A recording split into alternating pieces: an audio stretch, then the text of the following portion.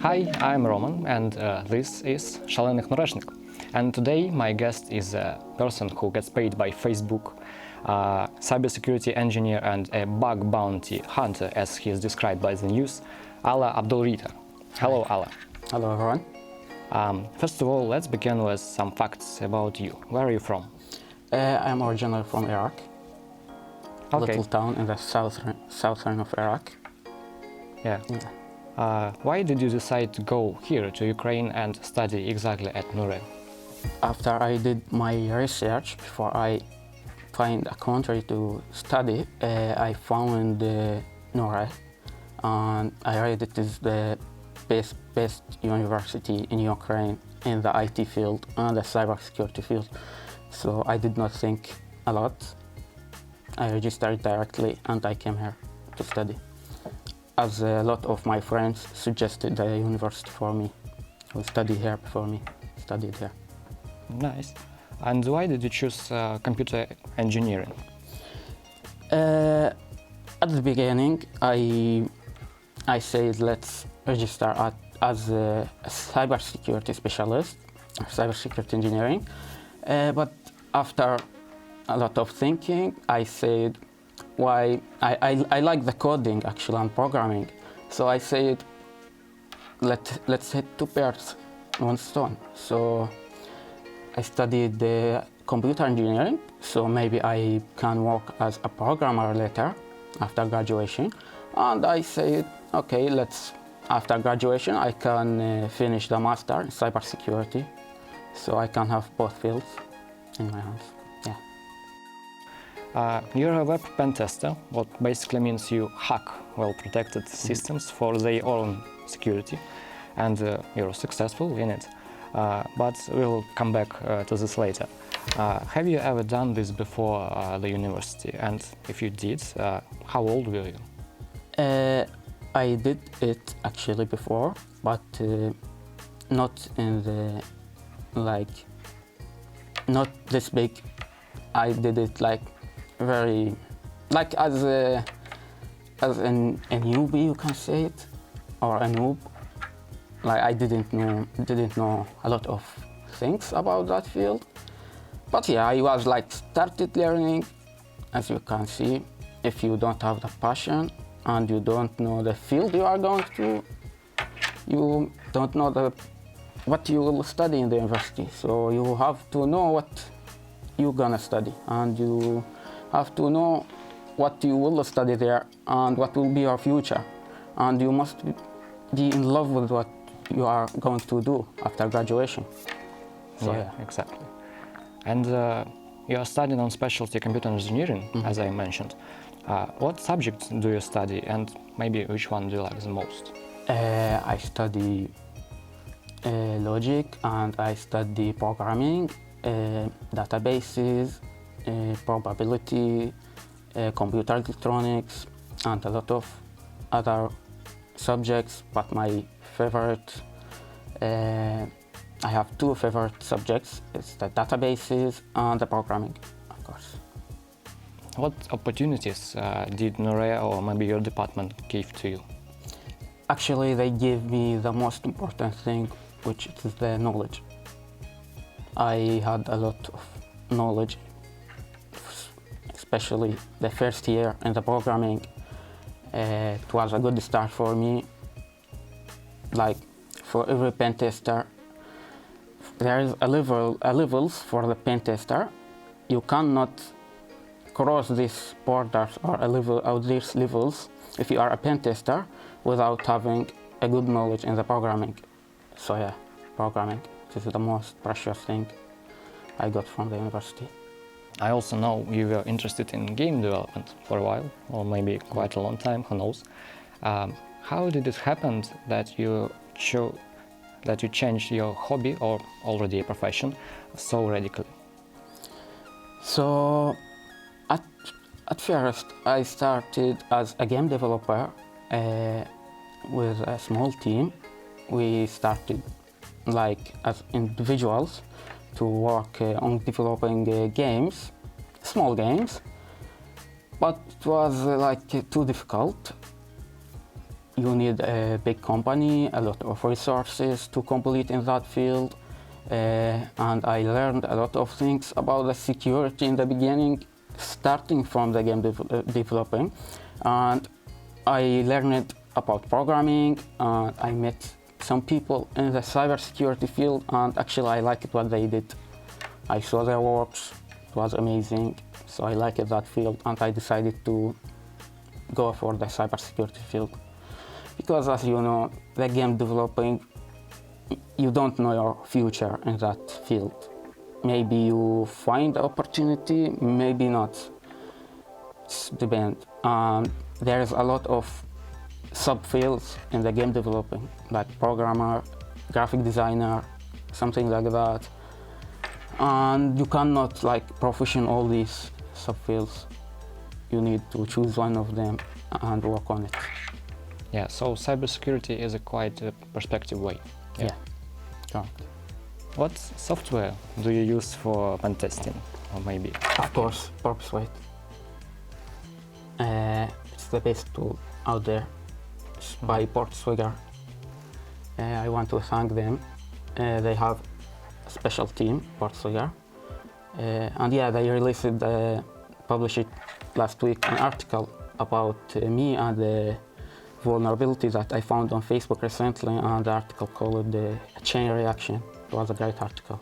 So yeah, I definitely recommend their tool for every pen tester and cybersecurity specialist. Very useful. Yeah, I have to mention that it was my main tool that I used while finding the Facebook vulnerabilities, always. What maybe programming languages or basic things a student need to know to go this way as cybersecurity engineer? I think they should start with the C++. They don't need to go very deep in that language. They just need to learn the basics, because from my perspective, if you understand the C++, you will understand all the other languages. And it's a great language, but for me, I learned the C++, C#, Python, but I decided to leave these languages and to complete on the PHP, which is my favorite language. And it's easy to write exploits with this language. You can write command line exploits, web-based, that's it. Let's finally get to the point. Facebook paid you twice because you found actually not twice, but twice this year, like this 4 months. Every year I find vulnerabilities on Facebook. This is not my first. Like maybe in the every month I find 3 vulnerabilities, something like that, and I get paid for that. But this, I released a write about these vulnerabilities in particular because these vulnerabilities were special for me. Every pen tester dreaming in finding SSRF on Facebook or a big company. It's not easy to find SSRF. It's like very rare to find it. It was because you find vulnerabilities in their system. Pros call it exploits, as I see. First of all, for those who don't understand anything in this, tell us what is exploit. This is our new section called Cybersecurity for Dummies. Okay, so we can call the vulnerability or the bug as exploit, but that if only you exploited that vulnerability. For example, I found the latest Facebook vulnerability I found is called the SSRF, which is like shortcut for server-side request forgery. And when you find a vulnerability, you have to write an exploit for this vulnerability. You have 2 options: to exploit it manually and to write a script in one of your programming languages to exploit this vulnerability. If you don't write an exploit using a programming language, Facebook might give you a low impact on the vulnerability or a high complexity on that vulnerability. And when you get a low impact, they pay you less. When the impact is very high, they pay you more. So the impact for the vulnerability I found, and I wrote 2 exploits for it, the impact was critical, which is the maximum. First time, Facebook rewarded you $7,500 for finding a whole vulnerability in their internal system, which is used by their employees. How it was? You were digging in their system for a long time, or it happened by accident? Yes, I was digging in their system, and they have that legal panel where their legal department employees using that panel to manage their stuff. I don't want to talk about that, but they use that panel, the legal department, and the vulnerability that I found in the beginning, it's called unsecured API, which allowed me to change an employee password without a user interaction, without his knowledge, without everything. I just need to have his username, and I enter a new password. That's it. This was the vulnerability. It sounds simple, but it isn't, yeah? Yeah, that's it. How much time it usually takes for you to find an issue in a security system, if it exists there, of course? Actually, every system has a vulnerability, and the time is depending about your knowledge, about your experience. So when you have a lot of experience, you'll know where to search. For example, I am pretty sure, like there are 1,000 of pen testers out there from all around the world. They tested on the same place that I found the vulnerabilities on, and they did not find anything, but I found it. And the time exactly, as I remember, the first vulnerability took me like maybe 6 hours of doing researches on that page until I found it. I had to read their JavaScript codes, like doing something called a code review, where you read every line of their code to find this vulnerability. And yeah, I read it, and I was surprised. It's a vulnerability actually. It was so easy to exploit, but not easy to find actually. So that's it. I thought it might be like 6 months, not 6 hours. No. It's cool. Yeah. Okay, and second time you were paid much more, $50,000, as I know, for finding a similar hole in their system that could affect many other users and their employees. Why didn't they found it? Is it their system so unreliable, or is it your smart as hell? I think I am smart as hell. So the second vulnerability, it was 2 vulnerabilities. I changed them, and they gave me $54,000. And first thing I did, it was I found an issue in their cookies. So their developer looked like when he made the cookies of the website. When you log into the website, there's something in the ASP.NET applications called ASPX auth. So this auth, it's the cookies. This is encrypted cookies using algorithm AES. And when you log in, it takes only the username and the expiration time of that cookies, and encrypt them into that hash using a private key. The key exists in the source code of the application. I don't have access to that key, but that's all. It does not encrypt the password. Does not be stored in the database. So what I had to do I searched for another application in Google that using the same technique, exactly same application by the same developer. And I signed up an account using the Facebook, one of the Facebook employees' username.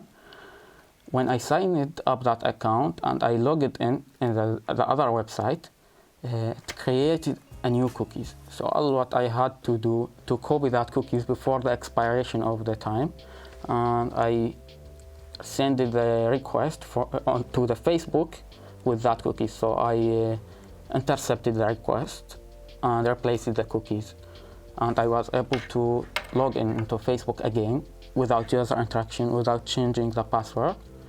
And I was inside the control panel again. And this time I said, if I report this vulnerability right now, I will get 7,000 again. So I said, okay, let's escalate the vulnerability. And I chained it with another vulnerability I found inside their panel, as I mentioned before, SSRF, and the impact escalated from high to critical. So that's it. And what about your plans? As I see now, you're working in a cybersecurity company. By the way, is it your company or it's just? No, right now I am actually working in two companies remotely. First company, it's an Iraqi company. Their work is making GPS devices to the cars of the restaurant, something like that. And they have a system that links with that device. And my job is a cybersecurity specialist for that application. And I work remotely in another American company. It's a great company called SERP API. I am a security engineer with them, actually. Uh-huh. And you're smart and quite rich now. Thank you. You can, for example, invest in your own company. What about your plans? I am a student here, and I'm still studying. I did not finish study, and I'm not sure what will be the future for me. So starting a company right now for me, like something difficult. I need to settle first, finish my study, and have more knowledge in that field and more achievement, maybe. I'm still in the beginning. Yeah, and I am planning to take more certifications in the cybersecurity, like CISSP and more. Reasonable. And now Blitz poll. This is a section that I stole from our another host, Daniel. I'm sorry. Well, you have to answer only yes or no, or choose one of the options, okay? Okay. Linux or Windows? Linux. Mm-hmm. Vim or Emacs, or none of them? VIM? VIM. Yeah, Vim, of course. Okay. Black hat or white hat? White hat. Okay. And do you use Tor or do you keep anonymity at all? I don't use Tor, just regular. Have you ever hacked anything for non-scientific purpose? Every white hat beginning was a black hat. Okay. And can you hack some of ХНУРЕ websites? I would pay. I can. It was Blitz, and now the last question. Of course, yeah. What advice could you give to next students, maybe future specialists in cybersecurity engineers? Actually, it was the same question I got asked by a Portswigger journalist, and I will answer the same answer. Never give up on your target and work hard, learn.